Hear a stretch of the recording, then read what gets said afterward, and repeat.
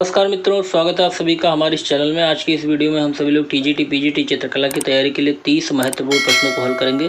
तो चलिए इन प्रश्नों को हल करते हैं। आपके कितने प्रश्न सही होते हैं कमेंट बॉक्स में जरूर बताइएगा। अगर आपको वीडियो अच्छा लगेगा तो लाइक जरूर कीजिएगा। पहला प्रश्न है, भारतीय लघु चित्रों की परंपरा किस काल से आरंभ हुई?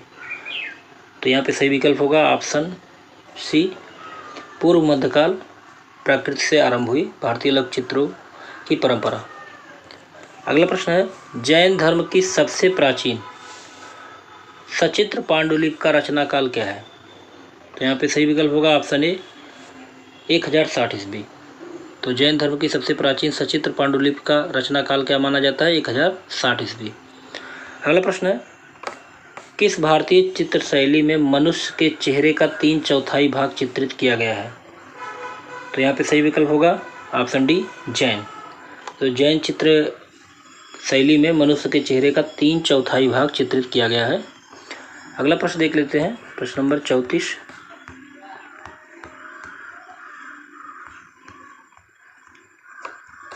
मांड्यू किस लिए प्रसिद्ध है? तो यहाँ पे सही विकल्प होगा ऑप्शन ए जैन चित्रकारी के लिए। तो मांड्यू जो है वो जैन चित्रकारी से संबंधित है। अगला प्रश्न है, उस शाखा का नाम बताइए जो पाल राजाओं का भाग नहीं था। तो उस शाखा का नाम बताइए जो पाल राजाओं का भाग नहीं था। तो यहाँ पे सही विकल्प होगा ऑप्शन ए श्वेताश्वर। चलिए अगला प्रश्न देखते हैं, राजा उम्मेद सिंह ने किस चित्र शैली को मौलिकता प्रदान की है? तो यहाँ पे सही विकल्प होगा ऑप्शन डी कोटा शैली को। अगला प्रश्न है, इनमें से कौन असंबद्ध है? तो कौन सा ऐसा है विकल्प जो तीनों से अलग है?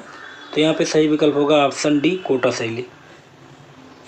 अगला प्रश्न है, ढूंढार शैली के नाम से कौन सी चित्रकला जानी जाती है?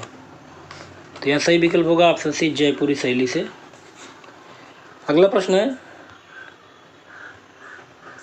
चौर पंचाशिका किस सदी में लिखी गई थी?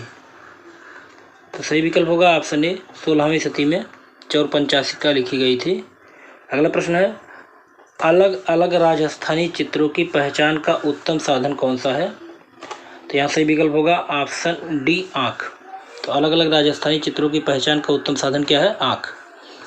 अगला प्रश्न है, संगीत से संबंधित चित्रों को क्या कहते हैं? तो यहाँ पे सही विकल्प होगा ऑप्शन ए रागमाला। तो संगीत से संबंधित चित्रों को क्या कहा जाता है? रागमाला। अगला प्रश्न है, राग दीपक चित्र किस शैली का है? तो बताइएगा कि राग दीपक चित्र किस शैली से संबंधित है? तो यहाँ सही विकल्प होगा ऑप्शन डी बूदी शैली से। अगला प्रश्न है, स्थिर चित्रण प्रमुख रूप से देखने को मिलता है। तो यहाँ सही विकल्प होगा ऑप्शन सी पाश्चात्य शैली में। तो स्थिर चित्रण प्रमुख रूप से पाश्चात्य शैली में देखने को मिलता है। अगला प्रश्न है, इनमें से कौन असंबद्ध है? तो आपको बताना है कि कौन इनसे अलग है तीनों से। तो यहाँ सही विकल्प होगा ऑप्शन सी बेहजाद। क्यों? क्योंकि बेहजाद एक ईरानी चित्रकार है, जबकि मनोहर, मंसूर और मिस्किन मुगल कालीन दरबारी चित्रकार हैं। अगला प्रश्न है, जहांगीर और अकबर काल में किन शैलियों पर विशेष प्रभाव पड़ा? तो यहाँ सही विकल्प होगा ऑप्शन बी सभी। अगला प्रश्न देखते हैं, किसके दरबार में अबुल हसन ने ईसाई विषयों पर चित्र बनाए? तो यहाँ पे सही विकल्प होगा ऑप्शन ए जहांगीर। तो जहांगीर के दरबार में अबुल हसन ने ईसाई विषयों पर चित्र बनाए। अगला प्रश्न देखते हैं, किस मुगल सम्राट ने महान संगीतज्ञ हरिदास से भेंट की थी? तो यहाँ सही विकल्प होगा ऑप्शन ए अकबर।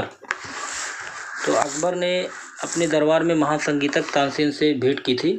अगला प्रश्न है, महाभारत का फारसी अनुवाद किसने किया था? तो यहाँ सही विकल्प होगा ऑप्शन बी।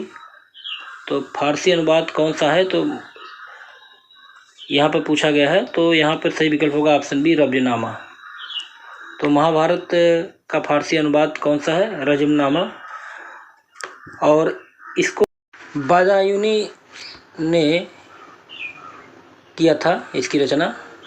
और बदायूनी का पूरा नाम अब्दुल कादिर बदायूनी था। अगला प्रश्न देखते हैं, मुगल चित्रकला में शाह कलम का विकास किस बादशाह के दरबार में हुआ? तो यहाँ सही विकल्प होगा ऑप्शन बी, शाहजहां। प्रश्न नंबर 50 देखते हैं, किस शासक के काल में चौड़े हाशिए बनने लगे थे? तो यहाँ सही विकल्प होगा ऑप्शन डी, शाहजहां। तो शाहजहां के काल में चौड़े हाशिए बनने लगे थे। अगला प्रश्न है, पहाड़ी चित्रों का निर्माण कब से प्रारंभ हुआ? तो पहाड़ी चित्रों का निर्माण 18वीं शताब्दी से प्रारंभ हुआ। यहाँ ऑप्शन बी सही होगा। अगला प्रश्न है, सबसे अधिक कृष्णलीला के चित्र किस शैली में बने हुए हैं? वेरी इंपॉर्टेंट क्वेश्चन है। तो यहाँ पे सही विकल्प होगा ऑप्शन बी, पहाड़ी। तो सबसे अधिक कृष्णलीला के चित्र पहाड़ी शैली में बने हुए हैं। अगला प्रश्न है, गुलेर शैली के लगभग कितने चित्र प्राप्त हैं जो रामायण पर आधारित हैं? तो यहाँ सही विकल्प होगा ऑप्शन डी, 14 चित्र ऐसे हैं गुलेर शैली के जो रामायण पर आधारित हैं। अगला प्रश्न है, बसोहली शैली में चित्रित गीत गोविंद के कलाकार कौन हैं? तो यहाँ सही विकल्प होगा ऑप्शन डी, उपरोक्त में से कोई नहीं। तो बसोहली शैली में चित्रित गीत गोविंद के कलाकार इसमें से कोई नहीं है,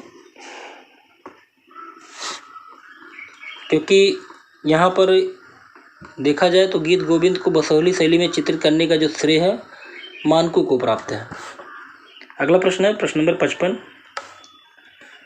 मुगल चित्रकला के पतन के पश्चात जो शैली विभिन्न केंद्रों में स्थापित हुई वह क्या कहलाती है? तो यहाँ सही विकल्प होगा ऑप्शन बी, कंपनी शैली।